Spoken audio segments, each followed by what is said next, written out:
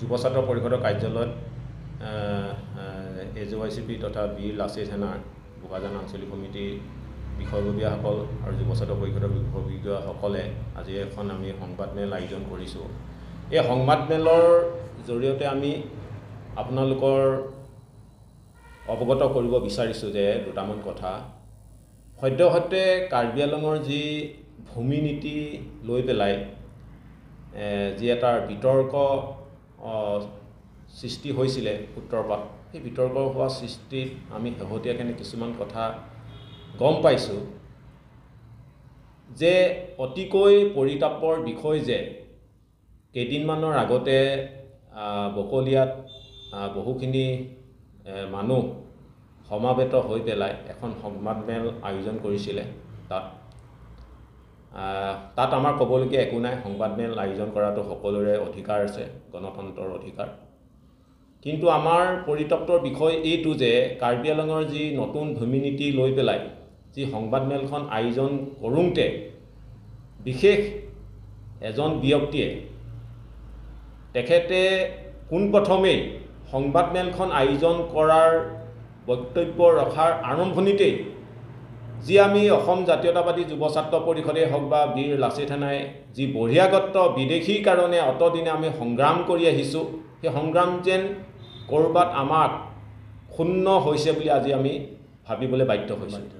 তাৰত কিহৰ কাৰণে আমি ক'বলৈ বাধ্য হৈছোঁ সেই সংবাদমেলৰ সেই ব্যক্তিগৰাকীৰ ওপৰত যে তেখেতে বঙালী আৰু বিহাৰী যিটো শব্দ তেখেতে প্ৰথমতে প্ৰয়োগ কৰিছিলে, তাৰ ঠাইত যদি তেখেতে খিলঞ্জীয়া বুলি ক'লেহেঁতেন তেতিয়া আমাৰ ক'বলগীয়া একো নাই। কিন্তু তেখেতে জানিব লাগিছিলে যে সংবাদমেল আয়োজন কৰোঁতে আজি আমি বহিৰাগত আৰু বিদেশীয়ে গোটেই অসমখন গ্ৰাস কৰি দিছে। আজি উজনিৰ পৰা নামনিলৈকে যিবোৰ সংগ্ৰাম হৈছে, কাৰ লগত সংগ্ৰাম হৈছে? বহিৰাগতৰ লগত, বিদেশীৰ লগত আমাৰ সংগ্ৰাম হৈ আছে। আজি অসম আন্দোলন কিহৰ কাৰণে হৈছিলে? অসম চুক্তি কিহৰ কাৰণে হৈছিলে? বহিৰাজ্যৰ পৰা আৰু বহিৰাষ্ট্ৰৰ পৰা যি অগাধ প্ৰব্ৰজন হৈছে অসমীয়া বসবাস কৰা খিলঞ্জীয়া জাতিৰ যে ক্ৰমান্বয়ে যে নিকটীয়া পিনে শেষৰ পিনে যে আমি উপক্ৰম হৈছোঁ, আমি যে অসমতে সংখ্যালঘুত পৰিণত হৈছোঁ, এই কথা তেখেতে উপলব্ধি কৰিব লাগিছিলে। যদি সংগ্ৰাম কৰিবলৈ তেখেতৰ গাত শক্তি নাই তেতিয়াহ'লে তেখেতে বহিৰাগত বা বিদেশীৰ সহায় লৈ পেলাই সংগ্ৰাম কৰিব নেকি? আৰু সংগ্ৰাম কাৰ লগত কৰিব? ভূমিপুত্ৰৰ খিলঞ্জীয়া মানুহৰ লগত সংগ্ৰাম কৰিব নেকি? বঙহৰ লগতে সংগ্ৰাম কৰিবলৈ তেখেতে আগবাঢ়িছে নেকি? সেইকাৰণে তেখেতক আমি ধিক্কাৰ দিছোঁ আজি দুইটা জাতীয় সংগঠনে। আৰু আমি ক'ব বিচাৰিছোঁ যে তেখেতক যে আপুনি কোনো কাৰণতে পৰৱৰ্তীত এনেকুৱা বক্তব্য নাৰাখিব। সংগ্ৰাম কৰিব যদি শক্তি নাই তেতিয়াহ'লেতো আপুনি বহি থাকিব, কিন্তু বিদেশীৰ বহিৰাগতৰ শক্তিৰে আমি সংগ্ৰাম কৰিবলৈ আগবাঢ়ি নাযাওঁ। এইখন খিলঞ্জীয়া অসমত বসবাস কৰি আছে খিলঞ্জীয়া বাসী ৰাইজে ইয়াত সমন্বয়েৰে আমি একতাৰে আগৰ পৰা সমন্বয়েৰে আমি বান্ধ খাই আছোঁ, অনাগত দিনতো আমি বান্ধ খাই থাকিম। কিন্তু আমাৰ প্ৰশ্ন হৈছে কি যে কাৰ্বি আংলঙৰ যি সময়ে সময়ে আমি লক্ষ্য কৰিছোঁ যে নিৰ্বাচনৰ সময়ত এনেকুৱা ভূমি নীতি আইন আগতেও ওলাইছিলে আৰু এতিয়াও অহা বছৰলৈ যি বিধানসভা আহি চমু চাপিছেহি, এই বিধানসভাৰ আগতো এনেকুৱা এটা পৰিৱেশৰ সৃষ্টি কৰি জিলাখনত অশান্তিৰ এতিয়া বীজ ৰোপণ কৰিব বিচাৰিছে বুলি আমাৰ সন্দেহ হৈছে।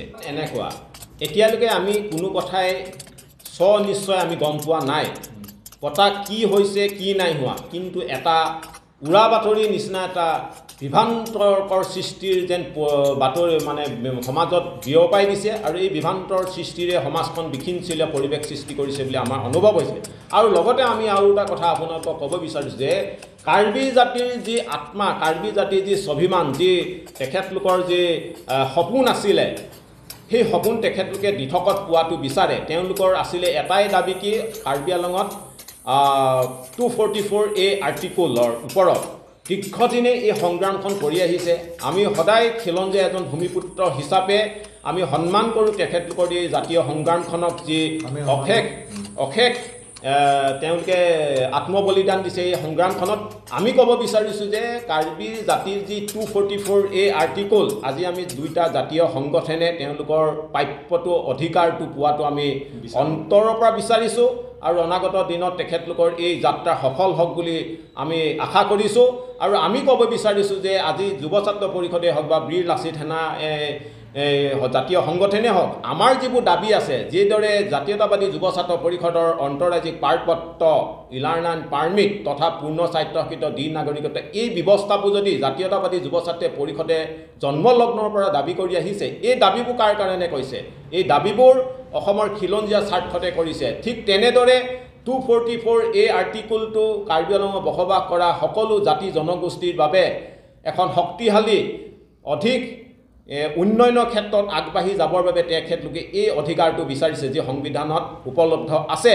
কিন্তু সেইবাবে কৈছোঁ যে জাতীয়তাবাদী যুৱ ছাত্ৰ পৰিষদৰ যদি এই দাবীসমূহত যদি কোনোবাই যদি অগ্ৰাহ্য কৰে, যদি এই দাবীসমূহত যদি অমূলক মূল্যহীন বুলি কয়, তেতিয়াহ'লে জাতীয়তাবাদী যুৱ ছাত্ৰ পৰিষদৰো আমাৰ অন্তৰত দুখ লাগিব। আৰু তেতিয়া আমি এনেকুৱা বক্তব্য ৰখা ব্যক্তিসকলৰ ওপৰতো আমি প্ৰতিক্ৰিয়া দিবলৈ আমি বাধ্য হ'ম।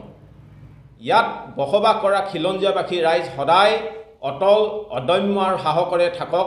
কাৰ্বি আংলঙৰ স্বায়ত্তশাসিত পৰিষদৰ মাননীয় ডক্টৰ তুলিৰাম ৰংহাংদেৱক আমি সজাতি দলে লগ কৰিছোঁ। তেখেতেও আমাক প্ৰতিশ্ৰুতি দিছে যে কাৰ্বি আংলঙত বসবাস কৰা কোনো ব্যক্তিয়ে এনেকুৱা চিন্তা ধাৰণা কৰিব নালাগে।